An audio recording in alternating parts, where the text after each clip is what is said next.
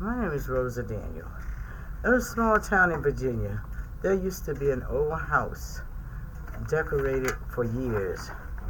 Like most parents, and even some adults had warned us not to go there and not to enter.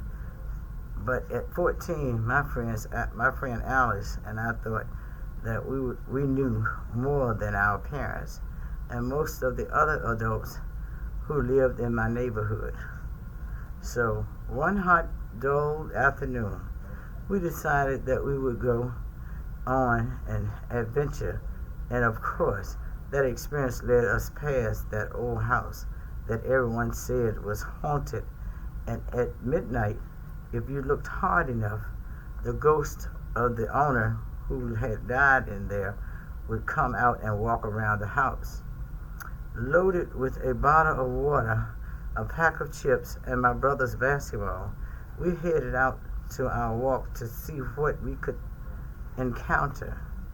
As we walked, we ran into the usual things: anthills, lizards running across the pathway, and tadpoles swimming in a small creek that ran across the path near the pond in the back of the house.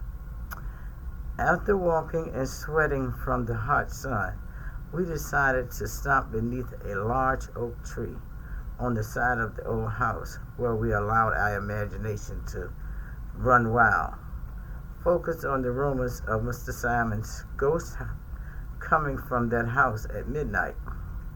The talk led us from one thing to another, and soon we decided that we could go in and have a peek, since it was daylight and the ghost never started in his walk until midnight. At that point, Alice said, I held hands and slowly, anxiously, and fearfully entered the front door that squeaked with each push.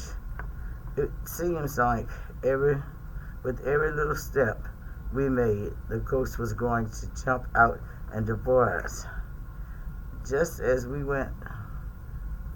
left the living room area, a tiny mouse scooted across the floor and scared us out of our wits.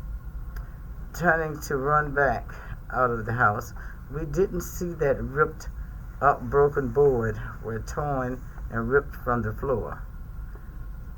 With the next few steps down, we went into the basement area.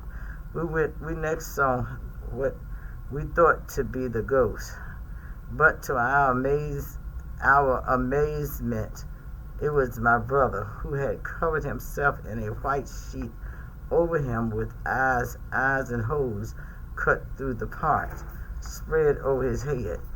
My brother had overheard our talk and decided he would follow us. We later learned that there were no ghosts.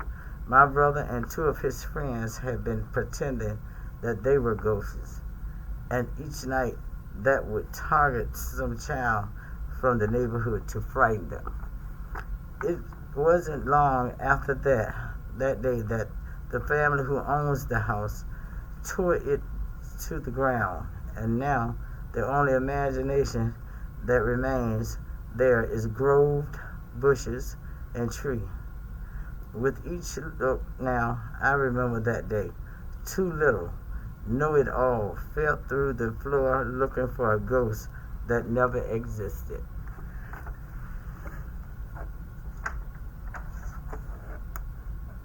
Right.